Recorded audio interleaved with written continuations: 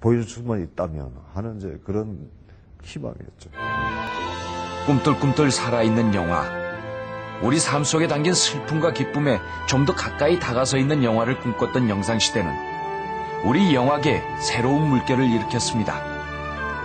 특히 미국에서 영화 공부를 하고 돌아온 하길종은 바보들의 행진을 통해 꽉꽉 막히고 억눌린 사회 속에서 도무지 탈출구를 찾지 못하고 방황하는 젊은이들의 꿈과 사랑, 그리고 좌절을 사실적으로 그려냄으로써 가장 주목받는 감독이 됐습니다. 저는 70년대에 하길종 감독의 바보들의 행진을 보고 그 영화를 보고 나서 정말 어떤 그 청소년이지만은 터져 나오는 어떤 뭐 분노라든지 또 시대에 대한 답답함 이런 것 때문에 걸어갈 수가 없었어요. 뛰어갈 정도의 그런 느낌을 받았어요. 하길종 감독은 아주 훌륭한 감독이었어요. 그가 처음에 미국에서 왔을 때 처음 이제 저희하고 접촉을 하고 참 새롭다. 그리고 상당히 저항 정신이 강한 사람이다. 특히나 한국 영화에 대한 비판이 상당히 날카로웠죠. 그래서 한국 영화는 이대로 가면 죽는다. 라고까지 이제 선언하고 나선 사람이고. 근데 바보들의 행진은 우리들한테 오히려 감동을 줬거든. 특히 바보들의 행진 검열 잘리기 전에 그 대학교의 정적 속에 정지된 화면들이 탁 나오면서 그 외치는 그런 장면이 나오는데, 그런 장면이 우리한테 그 당시는 상상도 못하는 용기. 그 장발이라고 그래서 그때 머리가 이렇게 길면 잡혀갔어요. 여자는 스커트 무릎이 얼마 올라가면 이게 짧으면 잡혀가고, 그러던 시절에 막 도망갑니다. 그 주인공이 장발이기 때문에. 그럼 경찰이 방맹이들을 막 따라가요. 6개월을 따라가는데 재밌는 거는 따라가는 경찰의 머리도 장발이에요. 뭐 그건 재밌게 하느라고 했지만. 바보들이 아니면 살아갈 수 없는 세상이 아니었습니까, 유신시대가. 그리고 영화라는 건 더더욱이나 그렇죠. 당시에 영화를 한다는 것은 더더욱이나 바보죠. 그 사람들 행진이 바로 영상시대거든요. 통기타와 생맥주, 시위와 방황이라는 70년대 청년 문화의 상징을 모두 담고 있는 바보들의 행진은 검열 과정에서 무려 5번의 퇴짜를 맞았습니다. 그리고 최종 검열에서도 30분 정도가 잘려나갔는데, 이 고통스러운 과정을 겪으며 하길종 감독은 영화는 없다고 절규했습니다. 그렇다면 하길종, 그리고 그가 함께했던 영상시대의 젊은 영화인들이 꿈꿨던 새로운 영상, 진짜 영화는 무엇이었을까요? 자유죠.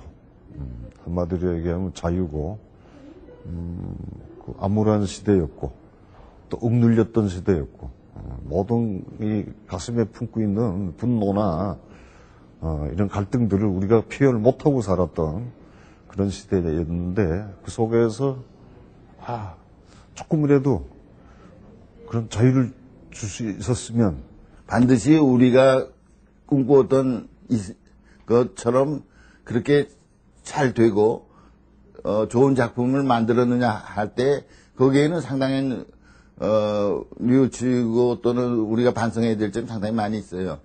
그건 왜 그러냐? 영화라는 게 연출도 잘해야 되지만 기획을 잘해야 되고, 또 제작자들하고 소리 맞아야 되잖아요. 돈 되는 사람이 있잖아요. 스폰서가.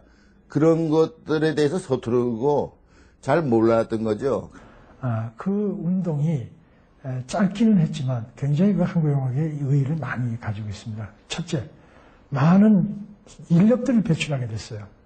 80년대를 이끌어갈 수 있었던, 또 지금까지도 활동하고 있는 정지영 감독이라든지 신승수 감독, 이황림 감독, 또 연기자들을 많이 배출할 수 있었고, 그러한 시도를 통해서 젊은이들한테 영상 언어, 새로운 영상 언어라는 것이 어떤 것인가 라는 데에서 또 공부할 수 있고 자극도 줄 수 있었고.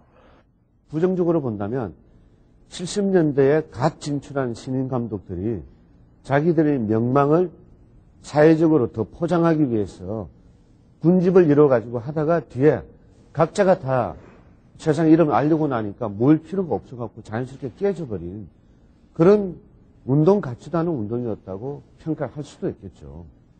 그런데 우리가 그런 개인적인 욕망이나 이런 걸 놓고 얘기하는 게 과연 온당한, 그 영상시대를 해석하는 게 온당한 방법일까? 저는 그렇게 생각하지 않는다는 것이죠. 영상시대라는 것은 물론 개인적인 욕망이라든지 사회적 욕심이 같이 결부되었겠지만은 그 영상시대는 70년대 영화에 관한 우리는 뭔가 다르다. 다른 새로운 한국 영화를 만들고 싶다라는 그 의지들이 이와간 모였다는 걸로 본다는 것이죠. 겪은 만큼의 이제 사실은 그런 진곡들을 제대로 정면으로 다뤄준 하나의 제대로 된 영화들이 사실은 없었다. 가장 우리가 대표작이라고 할 수 있는 연모 가운데 오발탄 같은 작품이라든가 그 외에는 우리가 직면하고 있었던 우리가 한번 치러야 했던 그런 치르고 났던 그런 과정들을 우리가 정면으로 한번 다뤄보자. 그 다음에 또 바뀌더라도 하는 그런 데서 출발을 했어요. 어떤 형태든 리얼리즘이라는 것에 대해서 끊임없는 자각을 해온 게 한국 영화사지요. 그런데 70년대에 들어서면 그것이 불가능해집니다.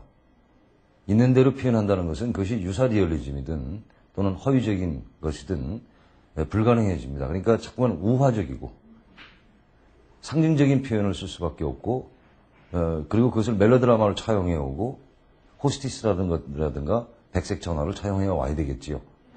아시다시피 이제 영자의 정성 시대는 우리가 70년대 산업화 사회로 이제 바뀌면서 어떤 소외 계층 그로부터 소외돼가는 그런 계층들의 이야기를 이제 그리고자 했던 거고 그런 과정을 통해서 얼마나 많은 사람들이 그 산업화라는 그 호울 속에서 이제 피폐돼가고 자기 인간이 상실되어감을 그런 상실감을 이제 보여주려고 했던 게 그 작품의 의도예요, 사실은.